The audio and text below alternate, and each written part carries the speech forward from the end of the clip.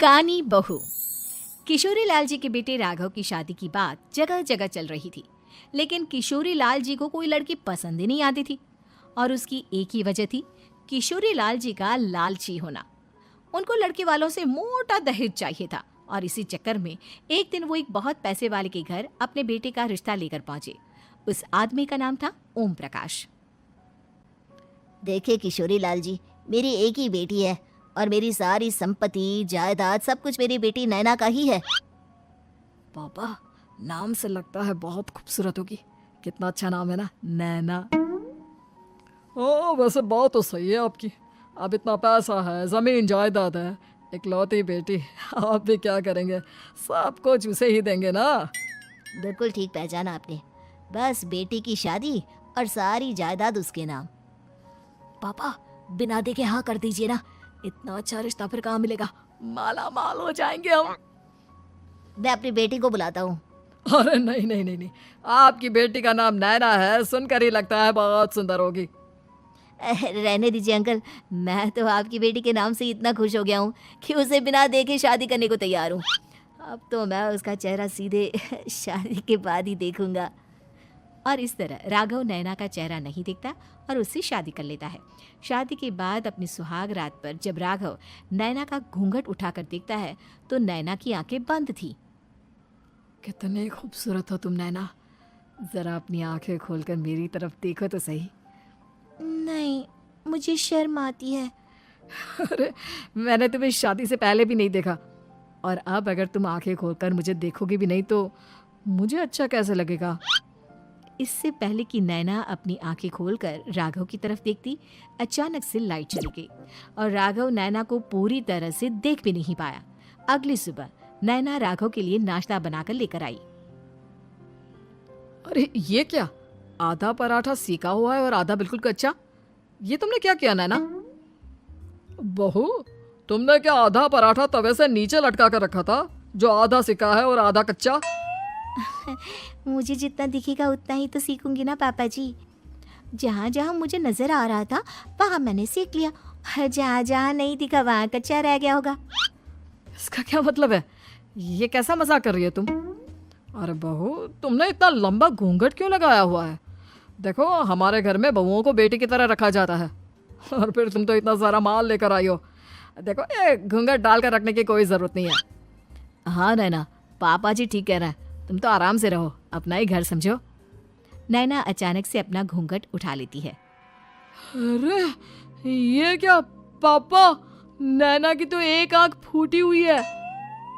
नाम से नैना, लेकिन ये तो कानी बहू निकली। मेरे साथ धोखा हुआ है, धोखा। बिना दिखाए अपनी कानी लड़की मेरे संग ब्याह दी। मुझे कानी बीवी नहीं चाहिए। मुझे अभी ओम प्रकाश जी से बात करनी पड़ेगी। आखिर उन्होंने मेरे साथ ऐसा किया क्यों? अरे, आप लोगों ने ही तो पापा से कहा था कि आप लोग शादी से पहले मुझे देखना नहीं चाहते। अब मेरे पापा पर क्यों इल्जाम लगा रहे हैं? अरे लेकिन उन्हें बताना तो चाहिए था ना कि तुम कानी हो, एक आंख से तुम्हें दिखाई नहीं देता। किशोरी लाल और राघव नाराज होकर ओम प्रकाश को अपने घर बुलाते हैं। पापा जी, ये आपने क्या किया? शादी से पहले बताया क्यों नहीं कि नैना की आंखों में परेशानी है? अरे, आप ही ने तो लड़की देखने से मना कर दिया था। और लेकिन आप बता तो सकते थे। आपको तो हमारी बेटी की प्रॉपर्टी चाहिए थी, वो भी पूरी की पूरी। अब क्या हुआ अगर उसे आधा दिखाई देता है? प्रॉपर्टी तो आपको पूरी मिल गई ना। अरे ये क्या बात हुई? मेरी शादी प्रॉपर्टी से नहीं, आपकी बेटी से हुई है। अब ये तो पहले सोचना चाहिए था, तब तो मेरी प्रॉपर्टी देखकर तुम्हारी जुबान लप लपा रही थी। लेकिन मैं कानी लड़की को अपनी बीवी बनाकर नहीं रख सकता। पापा, कुछ करिए ना आप। हाँ, करता हूँ। देखिए ओम प्रकाश जी, आप हमारे साथ ऐसा नहीं कर सकते। और तुम देखो, अगर तुमने मेरी बेटी से शादी तोड़ी ना, तो जो भी प्रॉपर्टी मैंने तुम्हें दी है वो तो पूरी की पूरी वापस ले लूंगा, और आधी प्रॉपर्टी तुम्हारी भी लूंगा। अरे, मेरी आधी प्रॉपर्टी भला क्यों लेंगे आप? इसलिए क्योंकि मेरी बेटी को आधा नजर आता है और उसकी नजर अभी तक तुम्हारी आधी जायदाद पर ही पड़ी है।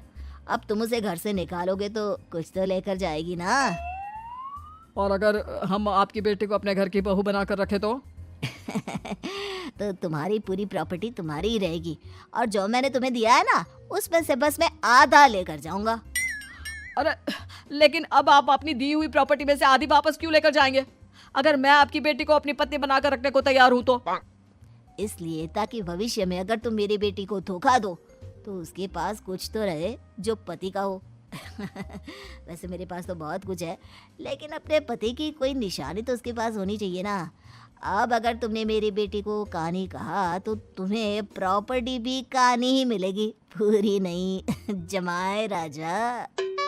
किशोरी लाल और राघव समझ चुके थे कि वो बुरी तरह फंस चुके हैं और अब उनके पास वहां से निकलने का कोई चारा नहीं है। अब समझ में आया ना, लालच बुरी बला होती है।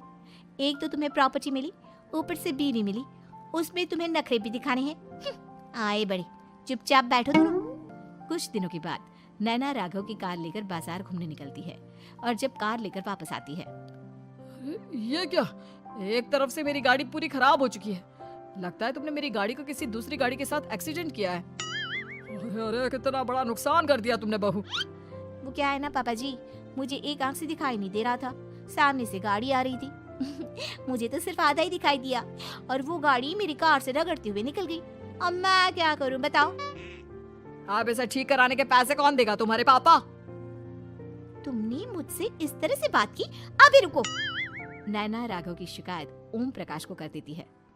देखो राघव, अब जो मेरी आधी प्रॉपर्टी तुम्हारे पास थी ना, उसमें से आधी और मैं लेकर जाऊंगा, क्योंकि तुमने मेरी बेटी को डांटा। अरे नहीं पापा जी, गलती हो गई, माफ कर दो। गलती की तो कोई गुंजाइश ही नहीं। अगली बार मेरी बेटी को डांटा तो बची हुई आधी में से आधी और ले जाऊंगा। लालच के चक्कर में हम दोनों ने बहुत बड़ी गलती कर दी बेटा। एक तो तुम्हें कानी बहू मिली और ऊपर से जो माल मिला वो भी काना। इस तरह राघव की हर एक गलती पर ओम प्रकाश उसकी प्रॉपर्टी का आधा आधा हिस्सा लेकर अपना सारा माल वापस ले गया और राघव को कानी बीवी से काम चलाना पड़ा। भाई लालच वाकई में बुरी बला है।